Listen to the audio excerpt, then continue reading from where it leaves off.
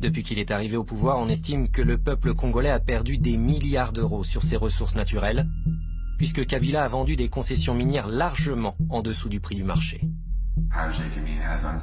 À plusieurs occasions, Gécamine a vendu des parts qu'elle possédait à un prix bien en dessous de la valeur du marché à des sociétés offshore qui les ont ensuite revendues à un prix bien plus élevé.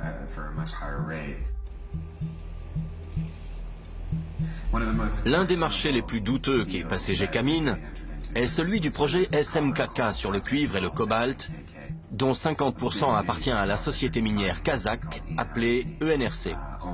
Les 50% restants appartiennent à Joseph Kabila. Tout d'un coup, Gécamine ne possédait plus les 50% restants. Ils ont été vendus à la société offshore Emerald Store Enterprises, basée sur les îles Vierges britanniques, pour la somme de 13 millions d'euros. Personne ne savait qui c'était ni d'où il venait. Quelques mois plus tard, ENRC a racheté la Emerald Star Enterprises, les 50% qui appartenaient autrefois à Gécamine, pour la somme de 66 millions d'euros. Ça n'a aucun sens. L'État a perdu plus de 50 millions d'euros. Il est évident que Gécamine savait que sa propriété valait bien plus de 13 millions. Alors, pourquoi est-ce qu'ils n'ont même pas bronché? L'élément commun entre tous ces marchés n'est autre qu'un seul homme. Dan Gertler, un ami du président congolais. C'est lui-même qui se revendique ami du président congolais. Les sociétés comme Glencore et ENRC font toujours appel à Dan Gertler.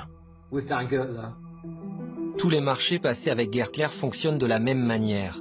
Une société associée avec Gertler et basée sur les îles Vierges britanniques achète une concession minière à Gécamine pour environ 5% de sa valeur sur le marché. Juste après, la concession est vendue à une grosse société minière, ENRC ou Glencore, à sa véritable valeur. Cela représente une marge de bénéfice de 800%. Ces bénéfices ne reviennent pas à l'État congolais, mais uniquement aux sociétés offshore des îles Vierges britanniques. Comme les lois de ces îles protègent les sociétés, on ne peut pas savoir qui a réellement tiré profit de ces marchés. Peut-on prouver qu'il y a eu de la corruption? Non. Mais il y a une telle différence entre ce que le gouvernement déclare avoir reçu, ce que la société affirme avoir payé au gouvernement, et ce que la société a vraiment payé. On ne connaît pas les montants exacts.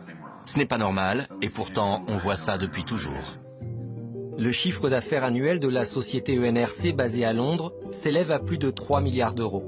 Celui de Glencore, également basé à Londres, s'élève à plus de 2 milliards d'euros. Dan Gertler fait désormais partie du classement des nouveaux milliardaires de moins de 40 ans. Combien est-ce que le Congo a véritablement perdu? Nous n'avons pas toutes les données. Mais en analysant simplement 5 marchés de ce type qui ont été passés, on estime que le Congo a perdu au moins 1,2 milliard d'euros, uniquement sur ces 5 marchés-là.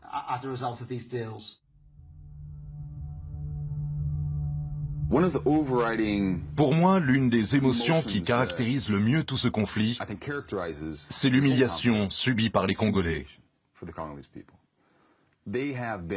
Ils ont été humiliés, bafoués par les étrangers, par leur propre gouvernement, et ils se sentent complètement impuissants. Cela explique grandement l'exaspération totale que ressentent la plupart des Congolais. Ils ont l'impression d'être désarmés et de ne rien pouvoir faire.